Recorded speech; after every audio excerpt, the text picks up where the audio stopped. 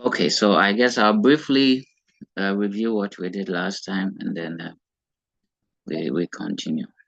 So we have been talking about accounting concepts and policies.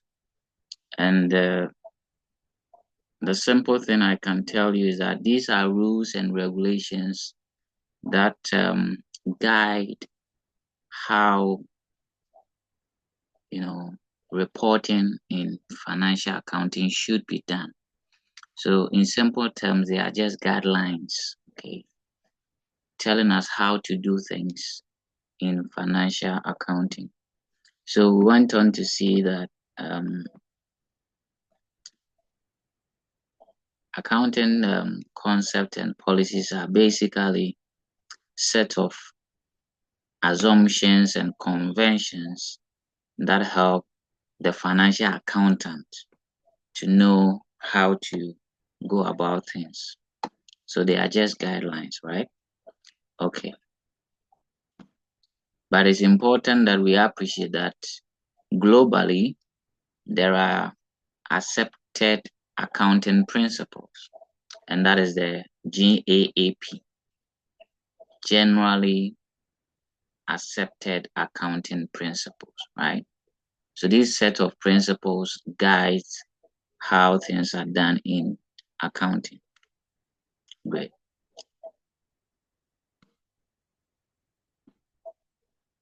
So went on to explain the concept to be the assumptions, as in ideas that people brought on board that has been accepted as the basis for recording and reporting business transactions. As you know, accounting is all about business transactions or financial event. And the conventions are the customs or practices over time that has been generally accepted as a way of doing things in accounting.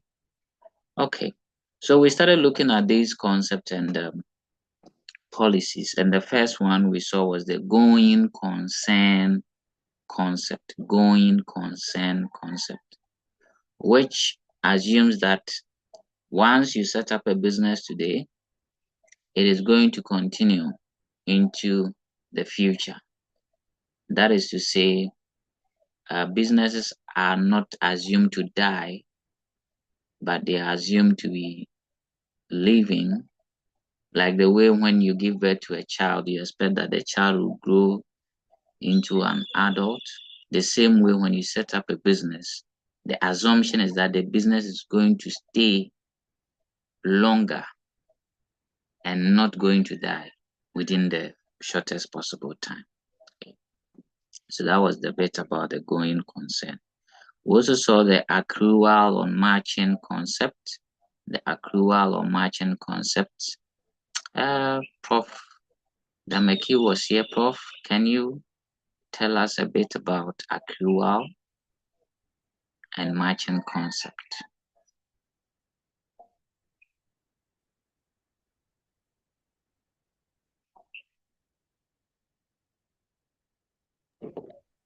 The accrual matching concept. Understand it by the revenues are rather recognized, but not when they are paid. That's what I remember. That's what I can remember. Okay, and what of expenses? Also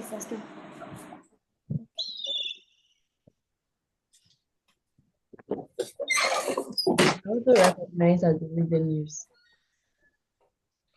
Okay, so the point we stated under the accrual concept is that He feel it, but he can teach me. He told me that he change it. so the accrual concept bothers about two main things: revenues and expenses. Okay, so note that revenues and expenses. It tells the accountant when to record revenues and when to record expenses. And this concept assumes that for revenues, you record them immediately it is earned. The key term there is earned. EARNED. Okay. Now, there's a difference between earning revenue and receiving payment for revenue. Okay. When you earn something, it means that you have completed your part of the bargain, right? But you may not have received the money. So you can earn something, but you may not have received it. For example, if you sell a shoe to a friend, immediately you transfer the shoe to the person and you do all the necessaries to ensure that ownership has been transferred to that person. You can earn, or it is determined to be that you have earned the revenue. If you go to a watch seller and the watch seller gives you a bowl of watch with macaroni, whatever on it, and you start eating, the watch seller can state that she has earned income or revenue, even though it could be the case that you have not given her money, right? So the accrual concept says that immediately you earn the money, you can record revenue. You don't wait to receive the money, right? Immediately you earn it, you can record it, whether you have received the money or not. For the expenses, it says that you record them when you incur the expense. Immediately you incur the expense, it doesn't matter whether you have paid money or not, you have to record it. So that is the basis of the accrual concept. You record revenues when you earn them, and you record expenses when you incur them, regardless of whether for the case of revenue you have received money or not, or for expenses you have paid money or not. I hope that is clear. Now, the matching concept, on the other hand, says that as you record your revenues and expenses, if you want to go ahead and determine your profit or loss, then you have to match or compare the revenue earned to the expenses incurred for that particular period. So, for example, if you are looking for the profit of, say, the month of January, then the matching concept says that you compare all revenues of January to all expenses of January. Okay, so that concept really bars the accountant or prevents the accountant from adding a revenue or an expense that does not belong to the period or does not belong to the duration of review.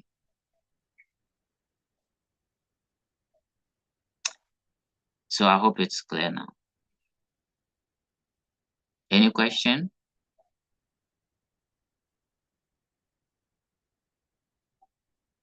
Okay, so let's move on. Please, if there are questions, let me know so that I can answer them. If you want me to explain, cite more examples, let me know. Prof. Aseye, Prof. Dameki, and Prof. Ashley, are you okay?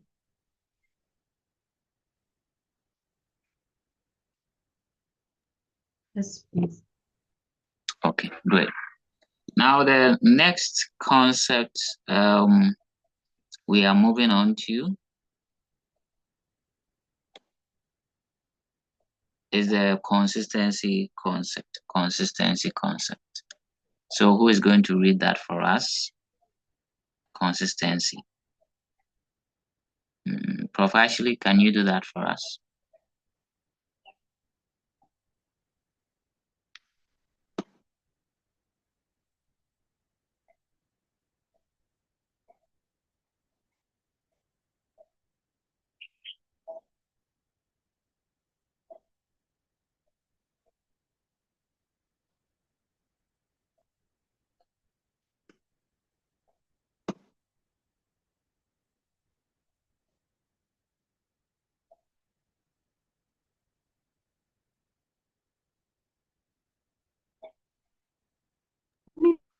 That consistency concept. Hello. Yes, we can hear you. Go ahead. Okay. Once the company decides on a certain accounting policy or method, it should not be frequently changed unless there's a statutory requirement or it allows better representation of accounts.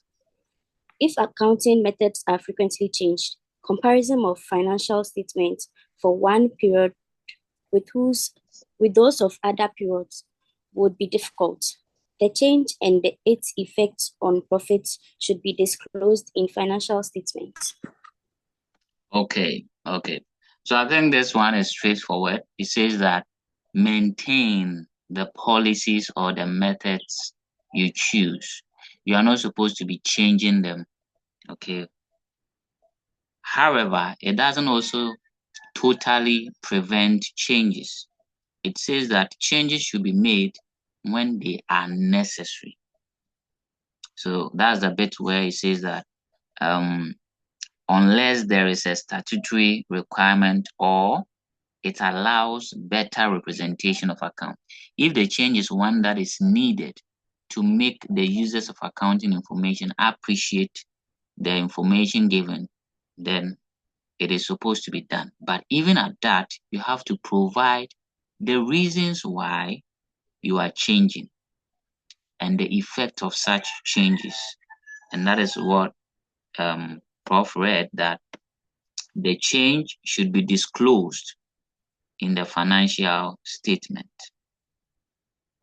Okay, I acknowledge, I think a few people are having network challenges. It's my prayer that they can sail through. But whatever be the case, I'll share the recordings. Okay, so Prof. Asay and I think Cyril is still struggling.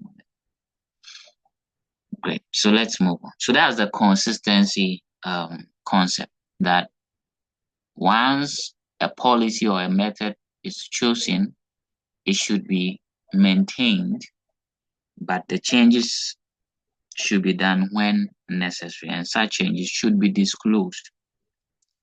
Okay. So you have a picture here that gives you a view of the consistency concept. Okay.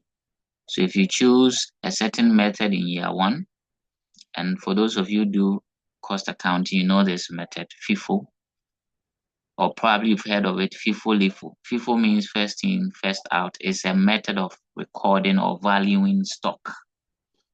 Okay. So year one, if you choose that method, FIFO, year two, it should be the same FIFO, year three, FIFO. You only change when it is necessary, and you have to even disclose or tell the users or stakeholders the reasons for the change. Okay. The next concept is the prudence concept. Prudence.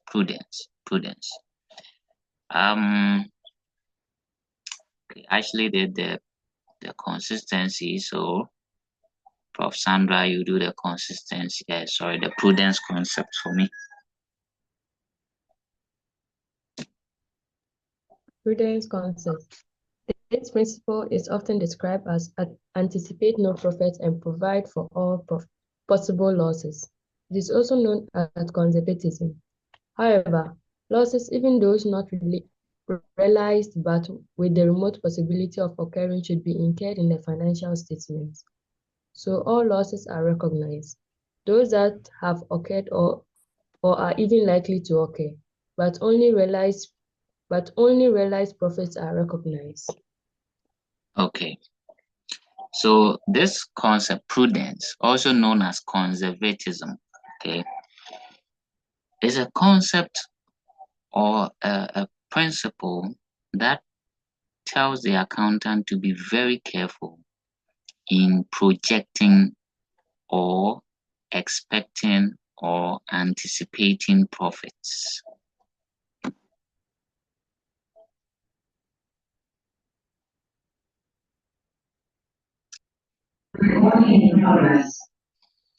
So from consistency, we move to the prudence concept. And I think that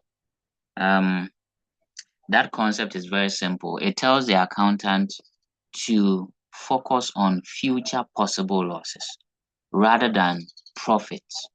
Okay, so it's a form of a caution to the accountant to be paying attention to future possible expenses and losses and make effort to provide for them. So, for example, if in the current year you are making profits, okay, then you think about the future, any possible loss that may occur. So, I cited an example that today your parents give you, say, 100 Ghana cedis, okay, your focus should be on, okay, next month or next 2 months. If I don't get that chop money, can I survive? Would I have to buy a book, a pen? Okay, so your focus is on future possible expenses or losses that you incur. And then maybe out of your 100 cedis today, you can set some aside to provide for them. Okay, that is what this concept is about. It tells the accountant to look into the future and make provisions for possible losses or expenses and not profit. So the 100 cedis scenario, you should always say, oh, next month my mother will send me money, next 2 months money. And you see, sometimes it happens to you. You make projections that, oh, next week I'll receive my chop money. Next week comes and due to one reason or the other, you don't get the money. Maybe network or your parent traveled, so you didn't get it. That is what this concept is warning you about, that don't be so much of anticipating profit. Watch out for future possible losses as well. Okay. The fifth one is business entity concepts. Business entity concept. This concept separates the business from its owner. As far as accounting is concerned, the owner and the business are two separate entities. Okay, so I think those who were in class for business management yesterday, this popped up. Okay, so this concept states that if you're an accountant, you should see the business as a separate legal entity from the owner. So if Mr. Amwa, I own a shoe shop called Amwa Shoes Enterprise. If you are an accountant of this enterprise, you have to see me, the owner, as a different person or entity from the business. So that if I transact business with the enterprise, you can record it as well and not say, oh, but you are the owner, so I don't need to record it. So it's based on this principle. That's why we acknowledge capital invested by the owner, as well as drawings made by the owner. Okay, so that's the business entity concept. The business is separate from its owner. They are not the same. Okay. So this picture here gives you that view. Okay, this is the owner and this is the business, right? So the business resources legally does not belong to the owner. Same way the owner's resources does not belong to the business. That's why when there's any transaction between these two entities, the accountant records that transaction. Okay. Let's look at the sixth one, then maybe we'll continue in the next session. So the sixth one is historical cost concept. Historical cost concept. This accounting concept says that all assets of the firm are entered in the books of account at their purchase price, as in cost of acquisition plus transport and any installation. Historical cost is recognized as the appropriate valuation basis for recognition of acquisition of all goods and services, expenses, costs, and equities. For accounting purposes, business transactions are normally measured in terms of the actual price or costs at which or at the time the transaction occurs. Let me make it simple. What this concept is trying to say is that you only record the actual price or cost in the transaction that has taken place. You don't use any value or any figure except for the actual price or cost in the transaction. So let me take you to the picture and maybe you would appreciate it better. So for example, if 2005, you bought a building that is worth $100,000, that is what you are supposed to record in your books, regardless of whether the same building is $600 in the current year. I don't know if it makes sense. So if you bought a school bag 1 year ago at 50 cedis, that is what is supposed to be in your books as the cost of that bag. It doesn't matter if the price has changed. The historical cost says record the value of the asset as at the cost at which you bought it. And there are some limitations to this principle or concept, right? And that limitation is that even when things have changed and the values have changed, market values have changed, you still keep your assets, expenses, and revenues at the old values at which they occurred. Okay. So professors, I think we would continue in the second session. So please, let's all join the second session and continue from there. Thank you very much.